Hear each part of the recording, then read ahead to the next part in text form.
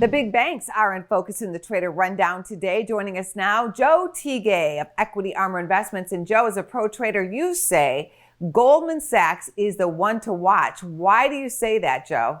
Yeah, it's really fascinating to see that even in spite of this recession, we're seeing Goldman Sachs being able to have a fantastic quarter and even make money in this environment. And it really boils down to the fact that this is a recession, but it's different than past recessions where we aren't seeing a credit crunch at this point. Now, the main difference, I think, is evident. We're seeing historic action by the Fed, historic action by Congress, and we're expecting even more to come later. So the fiscal stimulus, the monetary stimulus has been able to take the normal credit risk off the table. And Goldman, of course, flush with all this cash, is able to add clients, put this money to work, and of course, continue their business. So I think that's a good sign, interesting sign for the economy. Now, the question is, how long can we maintain this? We can't keep on sending out $2 trillion stimulus packages forever. The economy has to turn around at some point. But at this point, even though the COVID situation is about as bad as anybody had predicted, the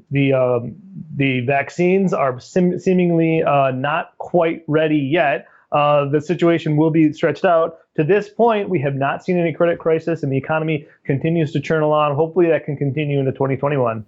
Joe, what is the VIX telling traders about the stock market? Are there signs of stabilization or are there signs of a big sell-off ahead?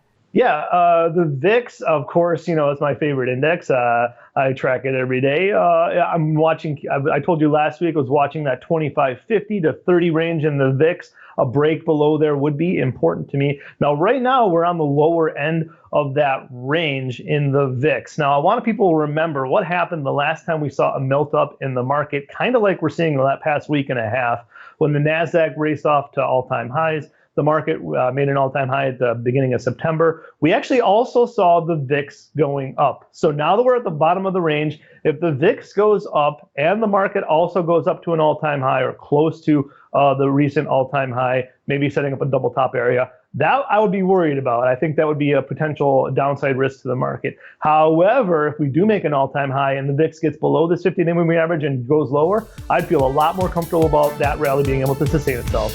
Thanks so much, Joe.